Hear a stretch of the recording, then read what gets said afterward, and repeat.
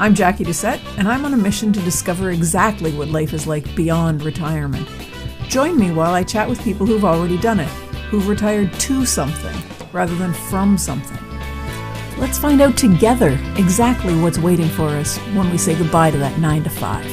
Hi, everyone. Welcome to another episode of Beyond Retirement. Today, I'm pleased to be joined by Kim Medici Shelquist.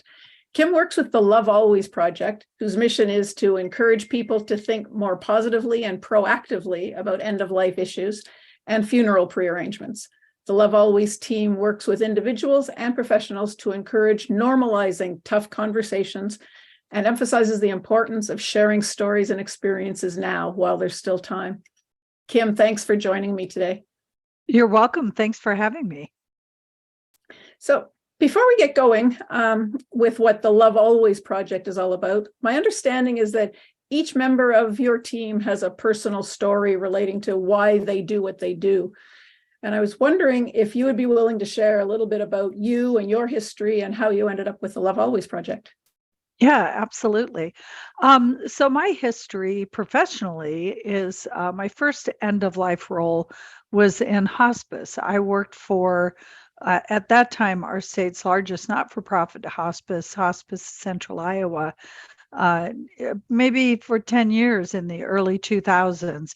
And I had always had a passion around storytelling. And when I say that, I mean, my background is in journalism. And I've always believed that it's important that we talk about not just ourselves, but the stories of how we became who we are, what makes us who we are. And so then when I did go into end of life care, it occurred to me just how very important it is for us to live our lives to the fullest, for us to understand who we are, what's important to us, and where we spend our time. We all are so easily distracted by all the different things that are going on in our lives at any given minute, whether it's work or our kids or their activities, are maintaining friendships. But at the end of the day, we really need to understand what matters to us, what we hold truly valuable, so that we can make choices about where we spend that time. And I think that is true exponentially for how we think about what we want the end of our life to look like. And I'm not really talking about the last few minutes or the last few days, but the last years of our life. We are lucky in this day and age to live to be, on average, quite elderly, and we have some time when we really have to make some choices. And so I think my love of storytelling and my love of placing value in every aspect of our lives is really the thing that brought me to the end of life care space. When I went to the hospice to work, it just made it all that much more clear to me how important understanding our own values is to our ability to experience the end of life. And people aren't necessarily comfortable with a positive, that to use the positive term as it relates to end of life, but I am all about talking about what a positive end of life experience looks like.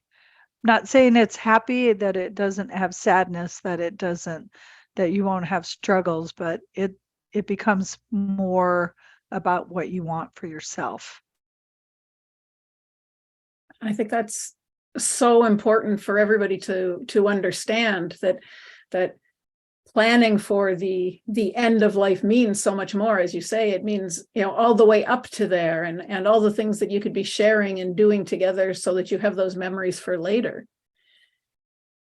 So let's jump right in and talk about exactly what the Love Always Project is, so that people understand what it is you're doing. Right. So for many of us who work in the end of life space, the biggest challenge that we have to overcome every day is the general fear that people have about talking about what their end of life might look like, what they might want, what they might experience. We used to kind of say in hospice care, excuse me, talking about death won't kill you. And I think it really is that we have this tremendous superstition that if we begin to think about or talk about what the end of our life looks like, it might happen more quickly, or that somehow we brought it down upon ourselves by even saying the words. And so that was really where the concept of the Love Always Project came from, is that after the group of us, after working in end of life care for so many years, realized that the thing that really stops people from having meaningful and valuable and affirming conversations is that they're so afraid to even mention the word death, thought of dying, the idea that your life will end someday becomes almost paralyzing. And so it's like, no, we can't talk about it.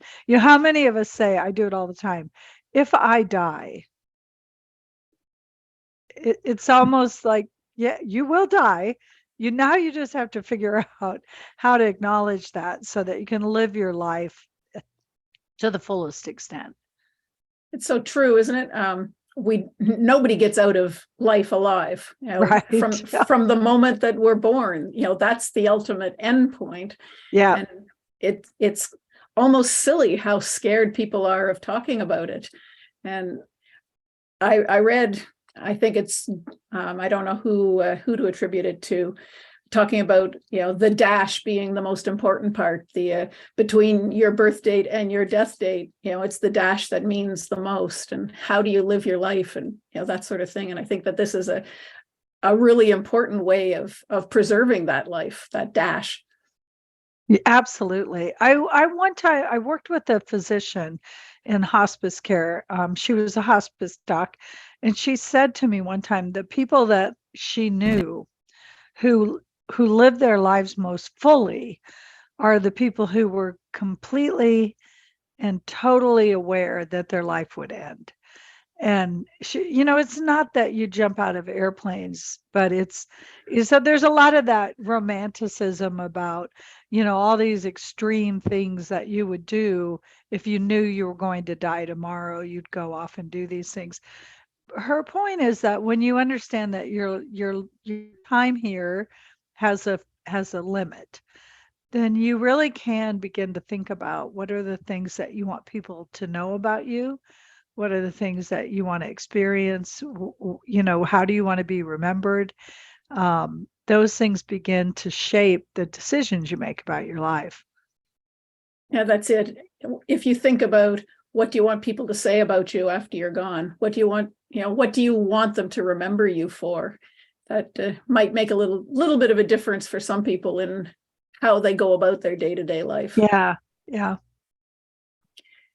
So one of the topics that I saw a little bit about on your website is death education and all the different things that are involved in that. Can you talk a little bit about the kind of resources that you have for people? Right. Yes. So the Love Always Project, like I said, is really was founded from this idea that people are very hesitant to talk about the end of life. So one of the things that we said was, can we help make it easier to have those conversations? And the Love Always Project is kind of constantly evolving as we talk with people and families. But the idea with the website particularly is that we do attempt to have resources out there for people who are curious about, well, what does this mean? Let's say I want to plan my funeral. What are the kinds of things I need to think about? Because on the one hand, most of us have been to a funeral, but many of us have never actually planned a funeral. So we don't really understand what steps are involved, what kinds of questions or decisions you have to make. So that's really the purpose of the project and the resources that are on the website. And then we're constantly saying, okay, but what are the other aspects of end of life that people have to think about? There's healthcare, there's your finances, there's communication and memories that you want to make sure that your family holds dear. There's simple, healthcare also involves, can I have a conversation about what I would want in terms of care? Because so often, as we live longer and longer, and more of us die of chronic conditions, and that extends our life, but challenges the extension of our life, right? We have to think about, how do I help my children understand that I don't want to be put on a ventilator if there is a very little likelihood of me coming off of it? Or Right. if there, this other, I often quote her, this doc I worked with. She said, when babies are born and they're premature, we can put them on a ventilator knowing that the purpose of that ventilator is to help their lungs get stronger, to help them grow so that they can one day become healthy, active children. The purpose of the ventilator, if I'm 80 and my lungs are diseased and there's very little likelihood of them recovering, is a whole different thing. And the decision about whether to use it is a whole different decision. And there's no box that you check that tells your kids or your spouse, here's what you should do. It becomes a real conversation that you must have before that time comes, so they can make those decisions for you. So that to me is really where the Love Always project is really focused on, growing and developing and providing resources that people need to think about so that they can have those conversations, and their families will benefit from them. Doctor, maybe you should, maybe there should be a box you can check that just Yeah, says, hey, well, don't put me on this. And I guess there are requests yes, that you can make, but yes. there is still Well, the but importance of that conversation. there absolutely are. People can do advanced directives. They can do living wills. They can appoint a proxy for healthcare or a healthcare decision maker and tell them what to do. But oftentimes, like I've talked with my husband, I don't. The idea of being on a ventilator, for instance, if I have cancer and the treatment's not working, but the doctors say the only solution at this point to help her breathe is to put her on her ventilator, that is a different decision than if I am in a car wreck and the doctors say we've got to put her on a ventilator, but we think she can recover from this. And so, it's really to just say to your loved ones, I don't ever want that. Don't ever do that to me. It doesn't arm them the way they need to be prepared for the decision that they might have to make. Our completely miraculous healthcare system has made it almost impossible to say, to think in definitives, or check Yeah, boxes. there's no black and white. Yeah, exactly.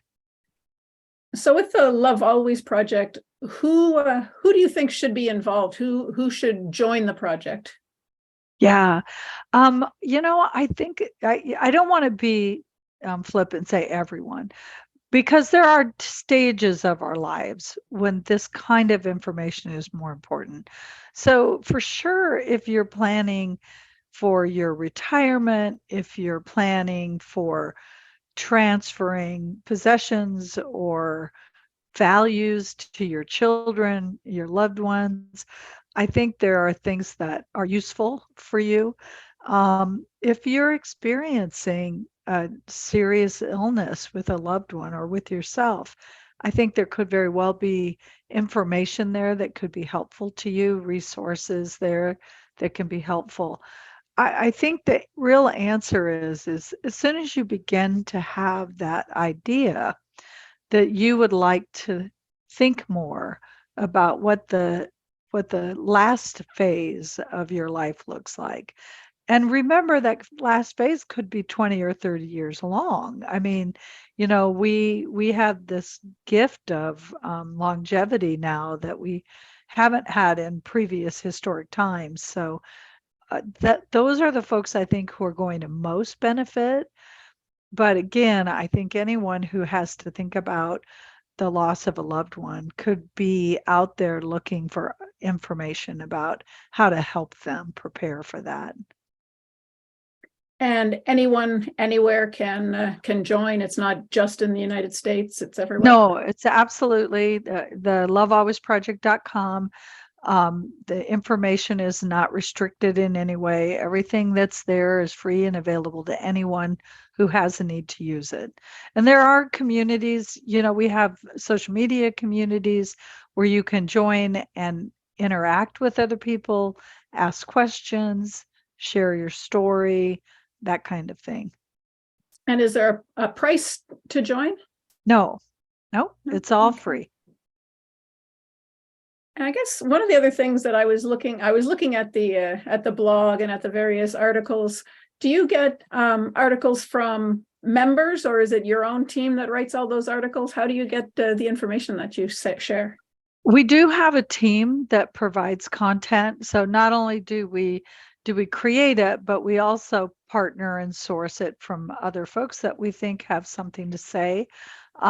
It's a relatively new effort for us, but definitely I think all of the managers and the founders of the site are open to ideas about what other kinds of information people might enjoy.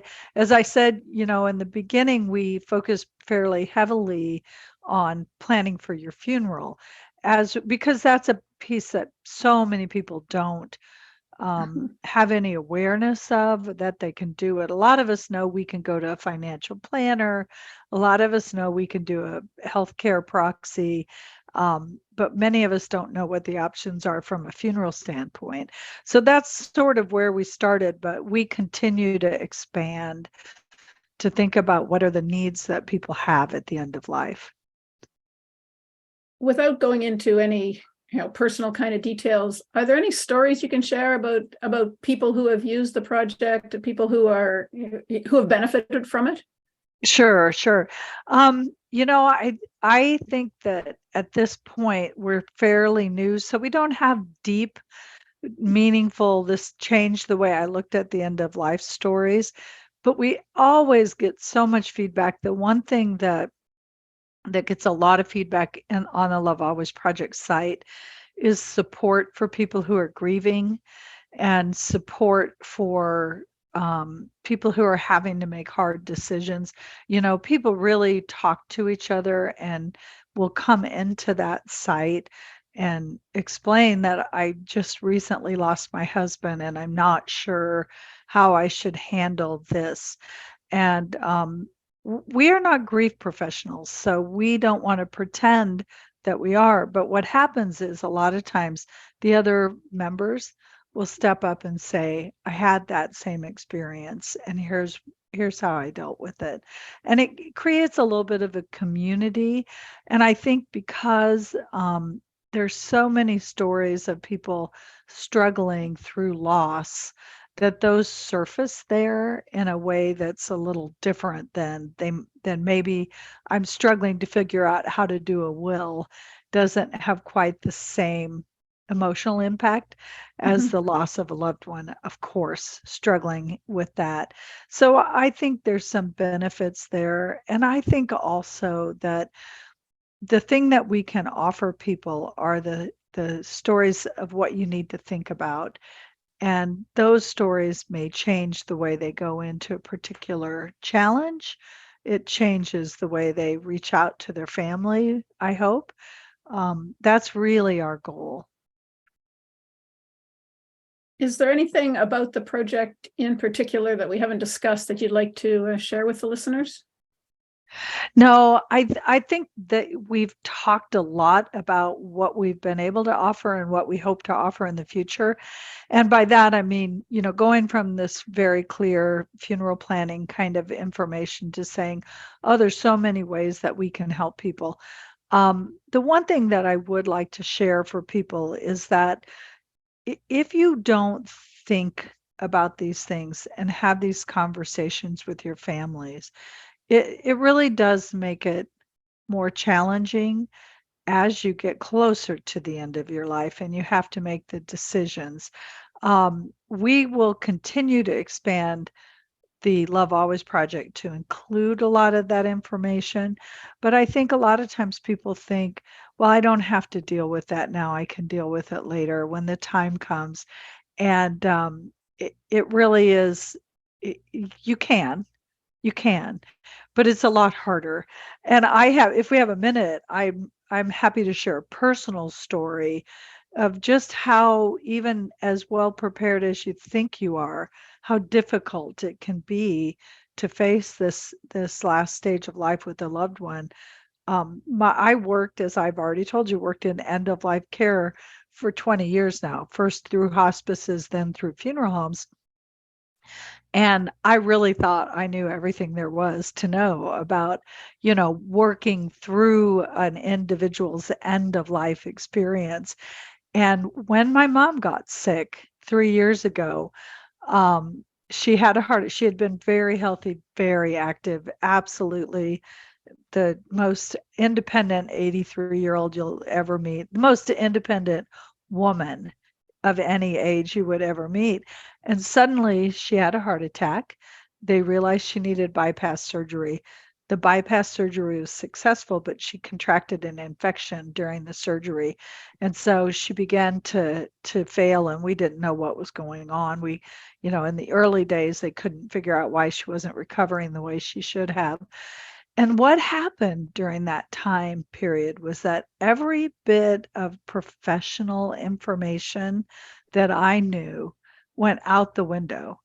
And all I could think about was, we just have to get her back to who she was 6 weeks ago, and she'll be fine.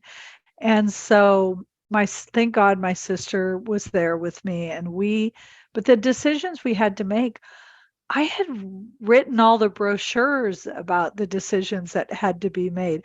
I would go and speak to community groups about the decisions that had to be made. And my sister and I were just absolutely paralyzed with, is that the right decision? Is that the right decision? I'll never forget the day when they told us that she should go on dialysis because her kidneys were failing from the antibiotics they were giving her. And my sister and I looked at each other and we're like, what should we do? In some miraculous fashion, my mother gathered her wits about her and came out of this really partially, she had just been pretty unaware of what was going on, and said to us, no, no dialysis. And I wonder still, would we have done it? Maybe, even though we both knew that it was very likely to be unproductive and that she would be on it for as long as she lived. And thank heavens she somehow knew that she knew what we were talking about, and she woke up and she said no. Because with everything I knew, I still think I might have made that choice the wrong way.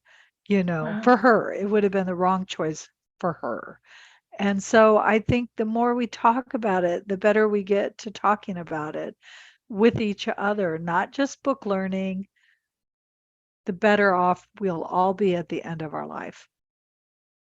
Wow, I got goosebumps listening to that. And I'm sorry you went through it. It's hard for anyone. And here's the piece that I don't ever want to forget. We will all go through it.